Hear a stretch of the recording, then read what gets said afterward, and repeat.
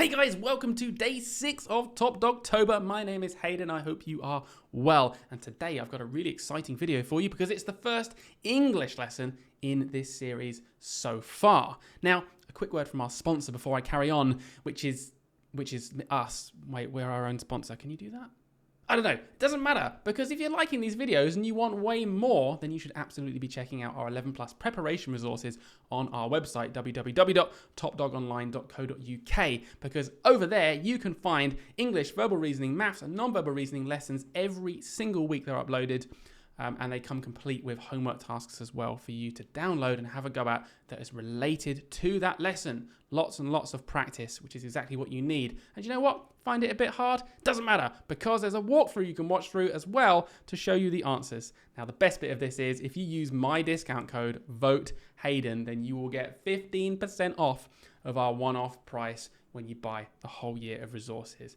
That's pretty juicy. You can also use the code VOTEDYLAN, but we don't want to do that, do we? Because every time you vote for me by using the discount code VOTEHAYDEN, then I'm one step further away from doing that forfeit, because we don't want me to do that, do we, guys? We want Dylan to do the forfeit. If you don't know what the forfeit is, go back and check out day number 1, and you'll see, at the end of October, one of us is not having a very good time. So I'll leave that to you. Check out the comments below for a pinned comment where you can get a link straight to the website and check that out a bit more.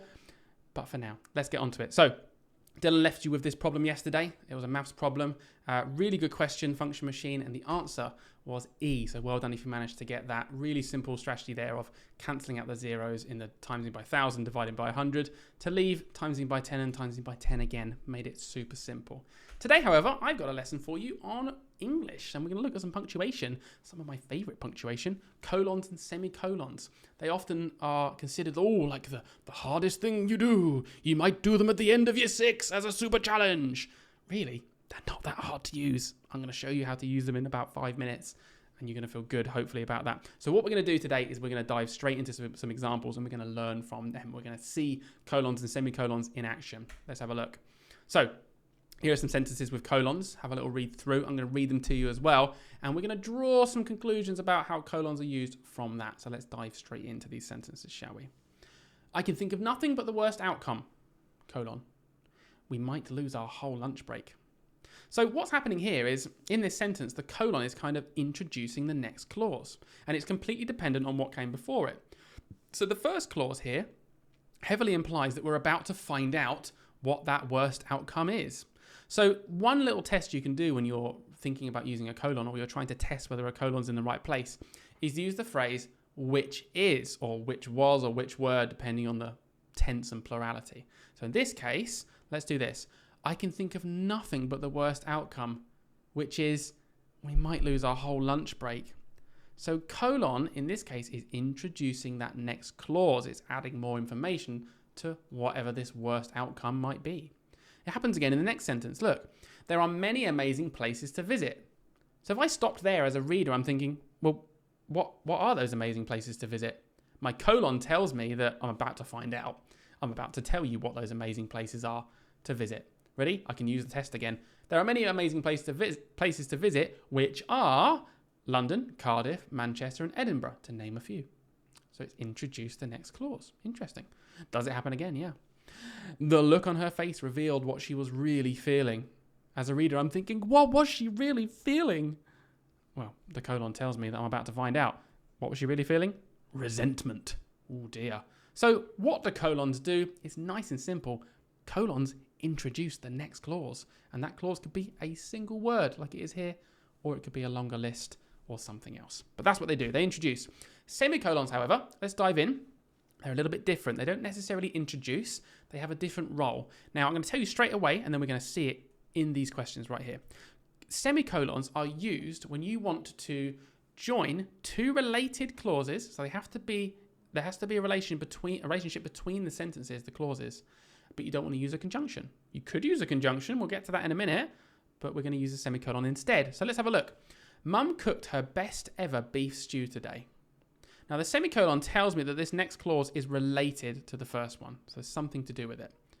I filled myself up to the brim. So as a writer, it's a really good way of saying and linking to give the reader, a chance to use their inference skills, that the reason they filled themselves up to the brim is because they were eating that beef stew that they really like, because they described it as mum's best ever. So the semicolon shows that these two clauses are related.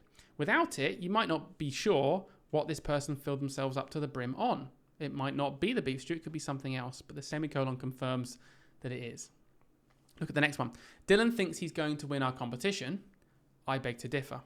Now this semicolon tells me that when I'm saying I beg to differ, I'm directly referencing the competition as well, because the clauses have to be related. And in the final one, I spent the morning lazing around, semicolon. In the afternoon, I went on a long hike. So these clauses are related because they're both about things that I've been up to today. Okay, so here's another test for you. Semicolons can 99% of the time be replaced with a conjunction. We could have just written a conjunction there instead. Okay. And a little test I do with my year sixes when I'm teaching them this, because this is when we normally introduce it, guys. So if you're watching this before year six, well done you, you're getting this in early, is I say, hey, we're going to do the butt test. And they're like, what did you say? Did you just call it the butt test? And I'm like, yeah, the butt test. And they're like, the butt test? I'm like, not the butt test. Be so rude. I'm not talking about that. I'm talking about the conjunction, but. Okay? Because often you can replace a semicolon with the word but or another conjunction. Check this one out. Dylan thinks he's going to win our competition, but I beg to differ. I spent the morning lazing around, but in the afternoon, I went on a long hike. Now, sometimes other conjunctions work as well that you might be able to justify using although here. Okay? I spent the morning lazing around, although in the afternoon, I went on a long hike. It kind of suggests that you know the first thing's quite naughty, but you made up for it with the second thing. And in the top one, I don't think but really works. Let's try it. Mum cooked her best ever beef stew today, but I filled myself to the brim. But doesn't work there, so perhaps there's another conjunction like so that might work. Mum cooked her best ever beef stew today, so I filled myself to the brim. It's almost saying it's a causality. I filled myself to the brim because Mum made this amazing beef stew.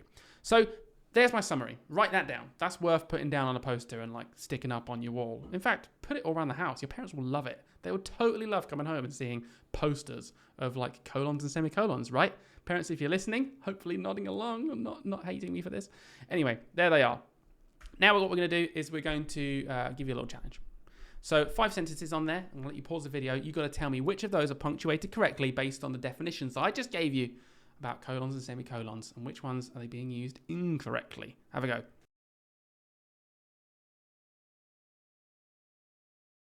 Okay, diving straight in. First one, guys, incorrect. We can't justify a semicolon being used here. A comma was perfectly fine.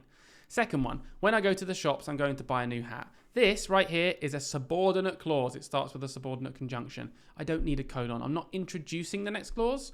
I'm actually just separating my subordinate and main clause like you would have done at school loads. It just needed a comma. And we can test this by changing it back around the other way. I'm going to buy a new hat when I go to the shops. So I didn't need a colon there. I'm overusing it. This was me when I was your age, just trying to put them in everywhere in my writing to impress my teacher. But really, I was just doing them wrong. Let's have a look at the next one. The car show was epic, semicolon. I saw 3 of my top 5 favorites. Now that's a good use of semicolon because it allows me to infer, knowing that they're related now, that when I'm talking about 3 of my top 5 favorites, I'm talking about cars because these two clauses are related. So it makes sense. Inference skills kicking in. Next one. There was only one thing left to do. Now I could use the which was test to see if I find out what that one thing left to do was. Which was, he thought to himself, no, that doesn't work. That's not telling me the one thing I've got left to do. I'm introducing the wrong thing. This would be better if it was like in speech like this, and I'm thinking that out loud. There was only one thing left to do, he thought to himself. Doesn't work. The colon's not being used correctly. However, it is in the last one. Look, this art uses some of my favorite colors, blue, violet, and orange. I can use the which are test to show that it really is introducing.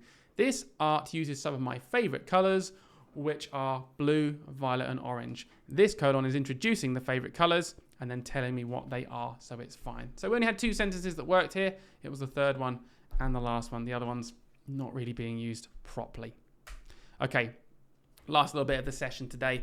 I want you to have a little look at this 11 plus style question. In this question, you've got to find one punctuation mistake or no mistake at all, which can be marked with the letter N. Now, once you've found the mistake, it's either in the bracket of A, B, C, or D, or there's no mistake at all. Let me know what you think that is. Now, I'll tell you what, I'm going to let you pause the video, then I'll tell you the answer afterwards. Is there a mistake here or not? I don't know.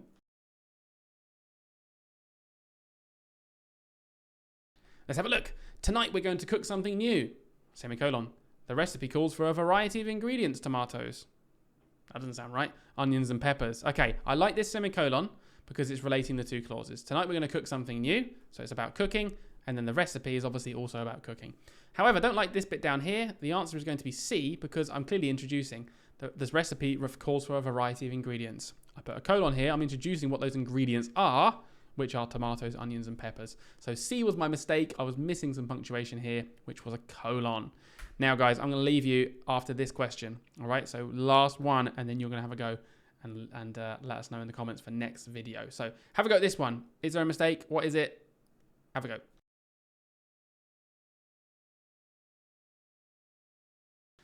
So I really like this first comma here, okay, marking the end of our lovely subordinate clause. As the sun dipped below the horizon, casting a warm orange glow, a lone bird gracefully took flight into the still sky. This is such a tricky question. I'm going to tell you right now, this semicolon is not being used correctly, even though it kind of looks like it is. And this is how I can prove it. The first clause starts with as. It's a really long subordinate clause. Look, it goes all the way to here, that subordinate clause. As the sun dipped below the horizon, casting a warm orange glow, comma, and then we have our main clause. So it should have been a comma, not a semicolon. Now, if I didn't have the word as, it would have changed the game completely, because now it would be a clause by itself. Look, the sun dipped below the horizon, casting a warm orange glow, semicolon, new clause. A lone bird gracefully took flight into the still sky. That would work. So literally, the difference of the word as has made me even need to use a comma or a semicolon to relate two clauses together. It's hard, isn't it, guys? Hard stuff, but I think you can get there. Right, it's time to leave you to it. Can you find the mistake here? I'm going to leave this one. You can pause the video as long as you like and come back tomorrow for Dylan's video to find out what the answer was. Is there a punctuation mistake here, and where is it? I'll give you a massive hint. There is a punctuation mistake. You got to find it, though. And don't forget to use my discount code if you're thinking about signing up to our 11 Plus preparation resources for the year so that I don't have to do the forfeit. Guys, check out the community tab to see an update of where we're at between me and Dylan. See who's winning, and I'll see you next time.